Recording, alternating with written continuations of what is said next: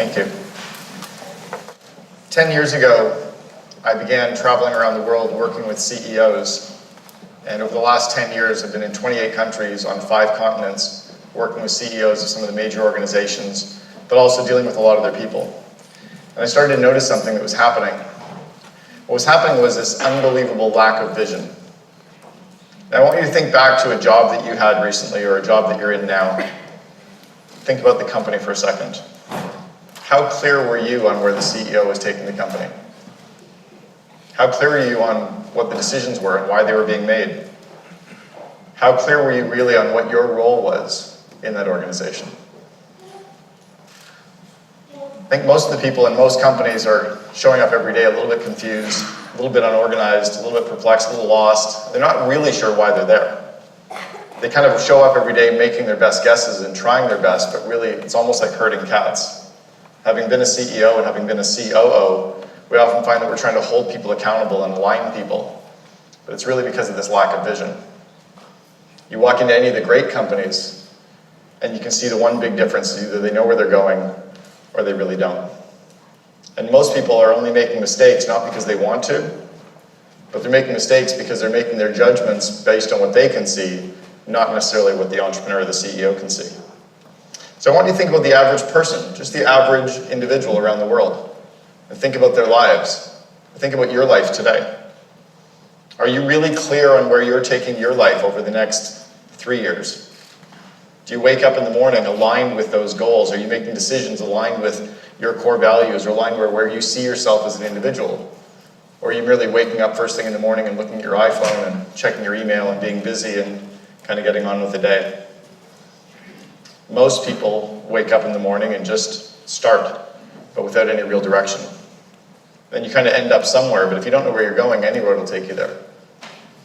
What about families? If you've got a family or you're building a family, maybe you've got a spouse, what's happening actually in your family? Is your family actually aligned and organized? Or are you actually starting fights and arguments? You know, what's popularized in the business world are these vivid visions, or these vision boards, The vision boards were popularized in the movie The Secret, where you take a bunch of pictures and sketches and drawings, you make a little mosaic and you hang them up in your home. Maybe they're in your kitchen or they're in your bathroom or your closet. Maybe they're above your desk at the office. And they work really well for one person, but they don't really work very well for a group of people because a picture says 1,000 words. So if you do your own vision board, you cut out a picture, let's say it was a picture of this stage, you might be honing in on the red carpet or the burgundy jacket. I was told to wear black, but then we weren't allowed to wear black. Or if I said, what's the picture you see on stage, you might see the red TED. But if I was talking about the 2 monitors on the floor, our pictures are different because we all interpret what we want to see. So a vision board doesn't work for more than just one person. So that's what happens is we get lost. In companies, we're taught in business school to have vision statements. So the classic way to do it is you get a bunch of great employees into a room, put a bunch of your favorite words up on a whiteboard, you vote on all the favorite words that you've got. You got 7 or 8 words left over, right? You put them into one big sentence. That's your mission statement. Go team. Right? We all walk out of those going, that sucks. Even the owner of the company or the leader of the company knows it doesn't make any sense at all, but that's the only tool we have to align you. And in our lives, we're left with nothing other than a vision board, which we can't share with anybody else. Take a look at this. 2 of the mission statements for 2 great organizations. You got the Make-A-Wish Foundation, an organization we'd all love to support, but that's the direction we're going in. That's all we know. The people every day will share the power of a wish. We don't know how they're supposed to act. We don't know how they're supposed to behave. We don't know what their culture's like. We don't know enough about it, so we don't have a tool. Or the San Diego Zoo, the same idea. Countless vision statements are broken. In fact, my BHAG, my big, hairy, audacious goal is to replace vision statements worldwide with the concept I'm going to teach you today of vivid vision. So the vivid vision is around looking into a crystal ball. Now I know that sounds a little bit weird, but when I was taught the concept about looking into the future, they talked to us about athletes and how these high-performance athletes, like high jumpers, would visualize themselves performing the event. Well, imagine if you could visualize yourself as an individual and what your life looked like 3 years from now. Or as a family member, maybe it's your husband and wife or two partners building a family, and you actually both merge your visions of where you see your family in a few years, and you create a concept called this vivid vision. The vivid vision is going to become a 4 or 5 page written document describing your life or your family or your company 3 years in the future. Now, if you work for a company today and you're unclear as to where your company is going, I want you to share this video with your CEO and with the leadership team so they can get an idea as to how to actually align you. It's not by holding you accountable, it's to share what they see in their mind with you in a way that you can start to read their mind. See, high-performance athletes will literally visualize themselves performing the event. They'll go hundreds of times, they'll close their eyes and think of themselves and visualize themselves performing the event. My wife rides equestrian, she rides horses and she's jumping. We were talking about one of the events she was doing this weekend, and I said, just close your eyes the night before and picture yourself going over these crazy huge jumps and how successful you're doing it. And today she had her best ride ever. Mary Lou Retton, the gymnast, would walk around the gymnastics floor looking at index cards of her routine, and she would walk the floor and stop at each part on the floor and picture herself doing that part of the routine over and over again. You'll see downhill skiers that will do their course and they'll close their eyes and they'll literally ski parts of the course. And I've skied courses in the past that I can still remember every little turn in my mind because I skied it so many times. So this process of visualization works really well for athletes. How do we bring it into the business world, or how do we bring it into our personal lives or our families? Well, we look at another example of home builders. So if you ever built a home or done a renovation, the real CEO of that project is the homeowner. The homeowner has a clear vision of what they want their home to look like, but they don't know how to do the plumbing or electrical. They don't know how to put up the walls, but they can get their vision, their sketches and drawings and pictures out, and they hand it to the homeowner, the contractor, and the contractor can literally draw blueprints or the plans to make their vision come true. Years ago, we were doing a renovation at our home, and we had this fireplace that we really wanted it to look like. And I remember sitting down with the contractor and talking about the fireplace and agonizing over the detail I wanted him to understand. And I finally took this picture and I handed it to him. I said, like this. He goes, yeah, Cameron, I get it. And I go, no, it has to look like this. He goes, it will. It'll look exactly like that picture. Now he came back a month later with the blueprints and plans, and we signed off on the whole home. And about 6 months later, I remember walking in the front door of the home and walking in and stopping and going, oh my gosh. And on the other side of the room, across the hallway and the other edge of the living room, was this fireplace. And it looked exactly like I remembered from the drawing. And I walked across the room and I walked up to the edge of the fireplace, and there was a worker sitting on the ground right beside the fireplace finishing it off. And he looked up at me and he said, is it what you wanted? I said, it's exactly what I wanted. And he pointed to the wall, and taped to the wall beside the fireplace was the little picture. So of course he could recreate my dream because he could see what I could see. Well, in the business world, the employees can't read the entrepreneur's mind because they've kept all of that information in their mind.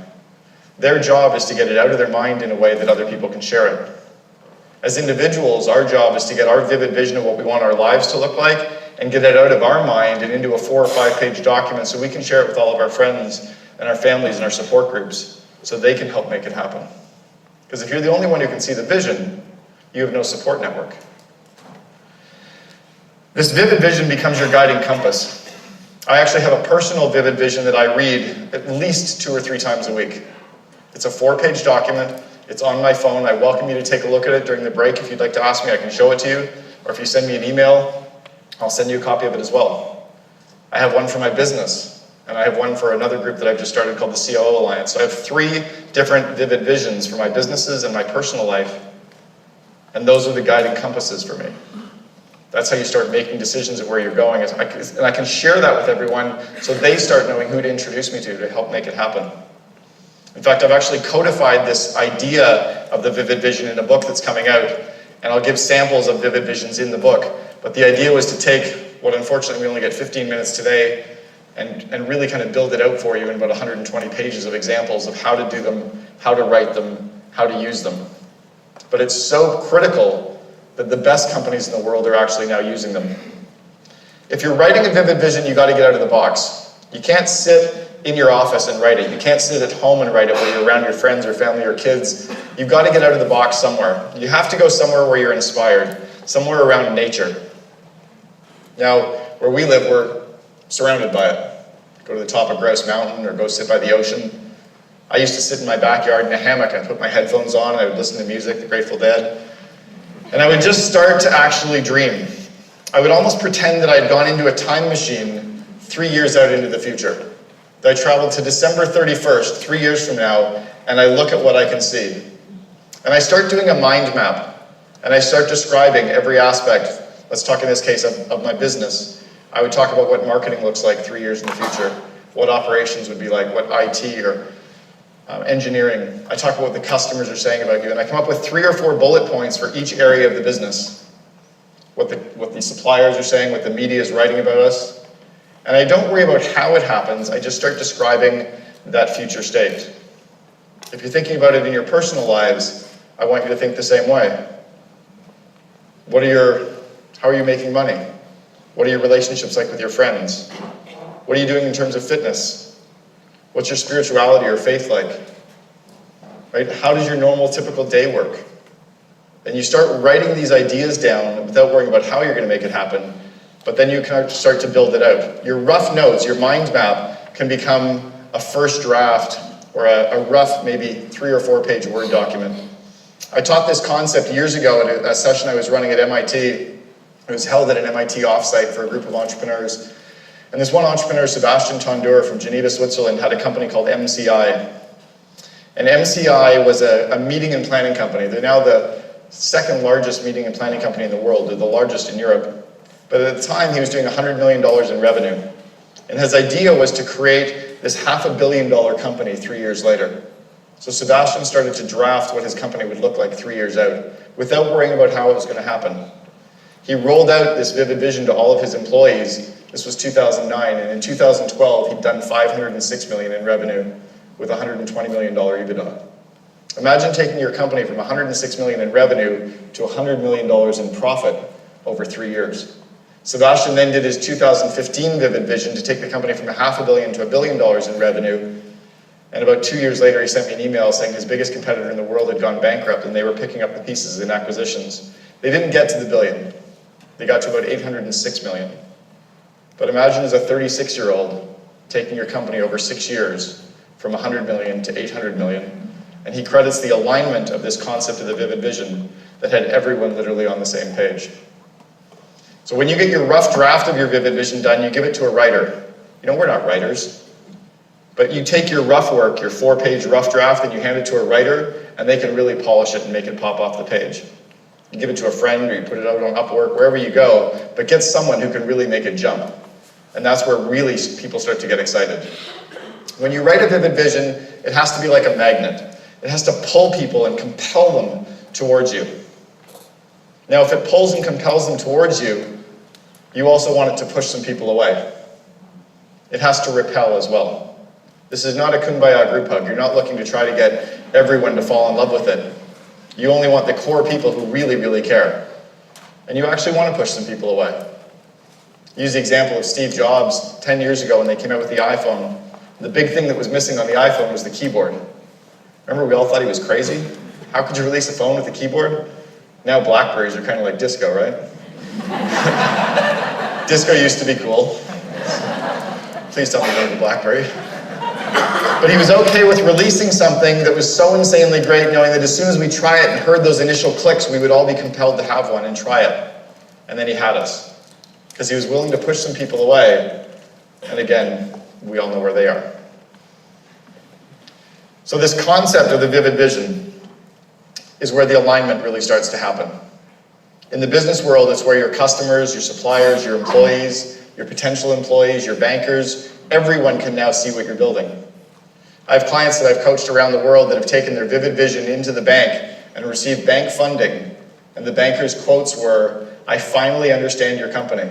I never really understood the business plan. I never really understood the financials." It's like a set of blueprints for a home. You don't quite get it, but if you can see the drawings, then it makes sense. I don't want to see the spreadsheet around how the home's going to be built and what it's going to cost. I need to see the vivid vision. I've had other clients that have taken their vivid vision and they've landed customers who were so excited about what the company looked like 3 years from now that they actually signed on to be a customer even though the company looked completely different today. Now, when you're rolling out a vivid vision, whether it's a personal one or a family one or a business one, it feels really stupid because everyone else around you has only ever seen the mission statement. So just trust the process. The more you talk about it, the more you share it, the more you think about it, the more it starts to come true. But it takes a little while for it to start to catch. But the alignment is really powerful. So I want you to think about your lives for a second as individuals. Do you want to continue waking up every single day with the off chance that success might happen, that happiness might be there, that your goals might be met? Or are you ready to actually take a really proactive step and draft what your vivid vision looks like? Are you ready to lean out 3 years and only 3 years into the future and design what your business looks like, or your personal life looks like, or your family looks like? If you're ready to make that step, I challenge you this week to write your vivid vision and start sharing it with everyone, because we're all willing to help you make it happen.